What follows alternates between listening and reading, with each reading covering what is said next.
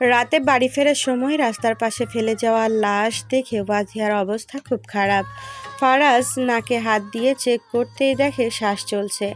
রাস্তা থেকে ফারাজ পুলিশকে কল করেছিল। পুলিশের কাছে থেকে অনুমতি নিয়েই সাথে সাথে ওয়াজিহা আর ফারাজ মিলে মেয়েটাকে হাসপাতালে নিয়ে এসেছে। থানার কাছে থাকায় পুলিশের আসতে দেরি হয়নি।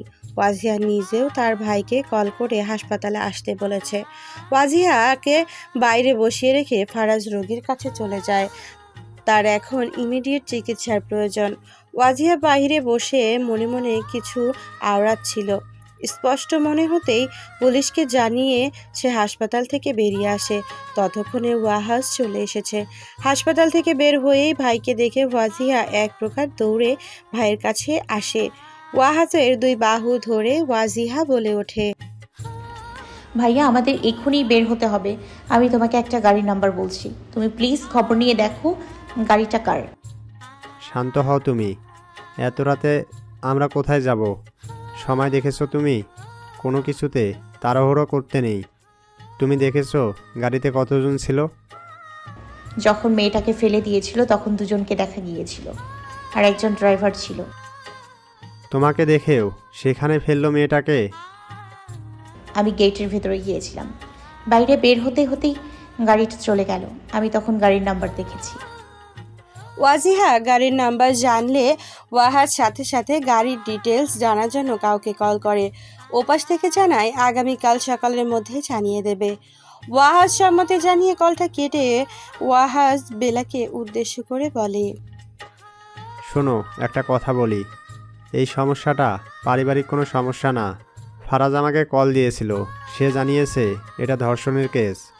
আমি জানি আমার মন প্রতিবাদী, কিন্তু তুমি আগে সমস্ত অন্যায়ের প্রতিবাদ সাথে সাথে করলেও এখন তোমাকে সময় নিতে হবে। সময় নিয়ে ভাবনা চিন্তা করে পদক্ষেপ নিতে হবে। আর হ্যাঁ, শোনো, তুমি পুলিশকে সর্বোচ্চ সাহায্য করবে। তবে একটা কথা কি জানো? তুমি যাদের দেখেছো তারা যদি ধনী পরিবারের বিগড়ে যাওয়া জানোয়ার হয় তাহলে তারা বেঁচে যাবে। দুজন হাসপাতালের ভেতরে চলে আসে। মেয়েটার সাথে তার ব্যাগ ছিল, সেখান থেকে যে ফোনটা পাওয়া যায় সেটা দিয়ে বাড়িতে জানানো হয়েছে। কিছুক্ষণের মধ্যে মেয়েটার বাবা মা কান্না করতে করতে সেখানে উপস্থিত হয়। ফারাজ তখনও বের হয়নি ভেতর থেকে। সেখানে আরও কয়েকজন নার্স এবং ডাক্তার রয়েছে। ওয়াহাজের কাঁধে মাথা দিয়ে বেলা বসে আছে। ওয়াহাজ বোনের মাথায় হাত বুলিয়ে দিচ্ছে। রাত 12টার দিকে ফারাজ বাহিরে আসে। মুখটা তার মলিন। ফারাজ এগিয়ে আসতেই মেয়েটার বাবা মা ফারাজের কাছে গিয়ে দাঁড়ায়। মেয়েটার বাবা ভীষণ ভারী স্বরে বলে, কি হয়েছে আমার মেয়ের? ঠিক আছে তো? ফারাজ দুজনের দিকে একবার চোখ বুলিয়ে নেয়, বলে, হয়তো এই যাত্রায় আল্লাহ বাঁচিয়ে নেবেন, তবে আজ হয়তো জ্ঞান ফিরবে না। সকালের আশায় আছি, জ্ঞান ফিরলেও ফিরতে পারে। আমার মেয়ে বাঁচবে তো ডাক্তার? আল্লাহ ভরসা। মেয়ের জন্য দোয়া করুন। মা বাবার দোয়া তো আল্লাহ কবুল করে নেয়। দুজন দরজার বাইরে থেকে মেয়েকে দেখতে থাকে। মা তখনও কান্না করে যাচ্ছে। কান্না করতে করতেই বলে, আমি বলেছিলাম মেয়েকে এত প্রশ্রয় দিও না, সেটা বিরক্ত করছে। কয়েকদিন মেয়েটা ঘরে থাকলে কি এমন হতো, এখন আবার মেয়েটার কি হবে? কথাটা শুনে ওয়াজিহা বলে ওঠে, ভাইয়া, তুমি মেয়েটার বাবার নাম্বারটা নাও কোনোভাবে। তারা জানে এই অবস্থার জন্য কে দায়ী। ওয়াহাজ বলে ওঠে, আমারও সেটাই মনে হচ্ছে। আমি নম্বর নিয়ে আসছি, অপেক্ষা করো। ওয়াহাজ 2 মিনিটের মধ্যে ওয়াজিহার কাছে আবার ফিরে আসে। মোবাইলের স্ক্রিনে নাম্বারটা দেখিয়ে বলে, কাজ হয়ে গেছে।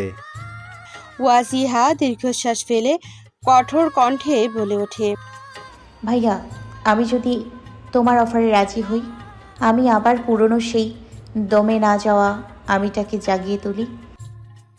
আমি খুশি হব। সব রকম সাহায্য তুমি পাবে। ফারাজ পুলিশের সাথে কথা বলা শেষ করে বলে কয়ে ওয়াহাজ আর ওয়াজিহাকে বাসায় পাঠিয়ে দেয়। আজ তার বাড়ি ফেরা হবে না। মেয়েটার অবস্থা খুব খারাপ, কখন কি হয় বলা যায় না। ফারাজ নিজের কক্ষে চলে যায়। দুজন নার্স পাহারারত আছে, কোনো কিছু হলেই ফারাজকে জানাবে। হাসপাতালে নিজের সাথে বেঁচে থাকার যুদ্ধে খানিকটা জয়ী হয়ে মেয়েটার জ্ঞান ফিরতে ফিরতে পরের দিন বিকেল 5টা বেজে যায়। শরীরের অবস্থা প্রচণ্ড খারাপ ছিল গতকাল, আজ কিছুটা উন্নত হয়েছে। ফারাজ চেক আপ করে জানায় সে এখন আগের তুলনায় অনেকটা ভালো আছে। মেয়েটার নাম জিজ্ঞেস করায় মেয়েটার বাবা জানায় তার মেয়ের নাম নুসরাত। ওয়াজিয়া সন্ধ্যার আগে মেয়েটার সাথে দেখা করতে এসে সব কিছু জেনে নেয়।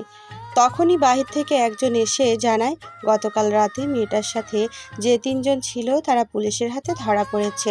ওয়াজিহা সেটা তার ভাইকে জানানোর জন্য কল দিতেই ওয়াহাজ জানিয়ে দিল সে এই বিষয়ে কিছুক্ষণ আগেই জেনেছে। তারা 3জন সব স্বীকার করে নিলে আগামী সোমবারে আদালতে রায় দিয়ে দেবে।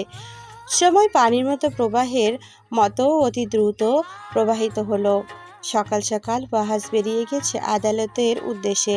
ওয়াজিহার যাওয়ার কথা ছিল না, মাঝখানে তার মনে হলো বিচারটা নিজ চোখে একবার দেখা উচিত। ওয়াজিহা তৈরি হয়ে বের হয়ে দরজা লক করার সময় মৌয়ের সাথে দেখা হয়ে যায়।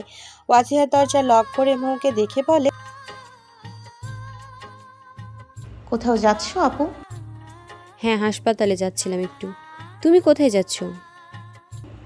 আমার একটু প্রয়োজন আছে, তাই বের হচ্ছি। আঙ্কেল আন্টি ভালো আছে? হ্যাঁ, সবাই ভালো আছে। তুমি তো নুসরাত নামের মেয়েটা কিসের ব্যাপারে জানো, তাই না? ভাইয়া বলেছিল মেয়েটা নাকি সঠিক বিচার পাবে না। দেশে আর কি সঠিক হচ্ছে বলো তো? একটা সুপার হিরো কেন আসে না সব কিছু সঠিক করতে? নিচে নামতে নামতে ওয়াজিয়া মৌয়ের কাছ থেকে বিদায় নিয়ে তাড়াতাড়ি করে বেরিয়ে পড়ে।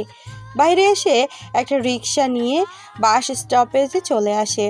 বাস ছেড়ে 10টা ছাড়ার সময়, কিন্তু 11টা বেজে গেলেও বাস ছাড়ছে না দেখে কয়েকজন খুব ঝামেলা করতে শুরু করে। এদিকে দেরি হয়ে যাচ্ছে জন্য অস্বস্তি শুরু হয়েছে ওয়াজিহার। এতক্ষণে হয়তো বিচার কার্য শুরু হয়ে গিয়েছে। বাসের সিটে আর বসে থাকতেই মন চাইছিল না ওয়াজিহার।